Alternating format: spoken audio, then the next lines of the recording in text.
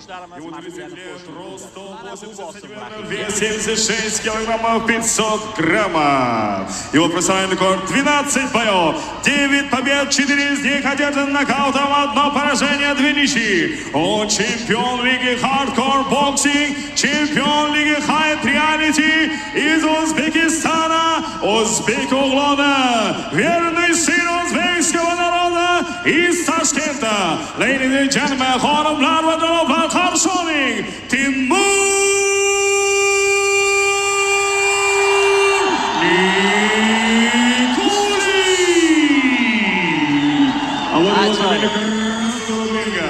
Ему 30 лет, рост 180 сантиметров, вес 76 килограммов 300 граммов. Его профессиональный рекорд 1 бой, 1 победа, одержана нокаутом. Он обладатель пояса BMP Лиги Октагон, заслуженный деятель Республики Казахстан, гордый сын казахского народа из Алматы, Казахстан. Приветствуйте!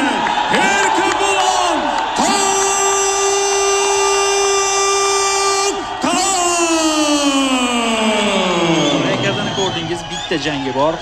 Erkabo'lanning bitta jang, bitta g'alaba. Bo'ldi. Keldi markazga ikki sportchi ham jang boshlanish arafasida do'stlar. Uzatamiz jarayonni. Mana bu 100-100 kelgan holatda Erkabo'lan biroz bo'yi uzunroqdek ko'rindi. Lekin bu chalg'ituvchi holat bo'lishi mumkin. Optik illyuziya. Umuman jarayonda ko'rib olamiz. Xo'sh. Rovbox All Stars promotorlik kompaniyasi kecha va markaziy jang ringdagi 3-shaxs Sobir Hakimov xalqaro toifadagi hakam. Aynan u jangni boshqaradi. Erkabo'lan jab bilan boshladi, chap qo'lda ham Nikulin kuzatyapti jarayonni. Yana jab Nikulindan. Erkabo'lanning zarbalarini ko'ryapsiz. Bunisi havoda qolib ketdi. Xo'sh. Chop qo'l. Erkabo'lanning zarbasi kuchli chiqdi.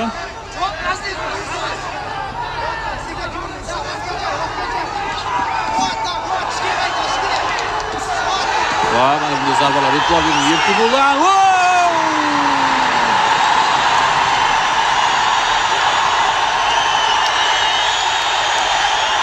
Knockdown holati.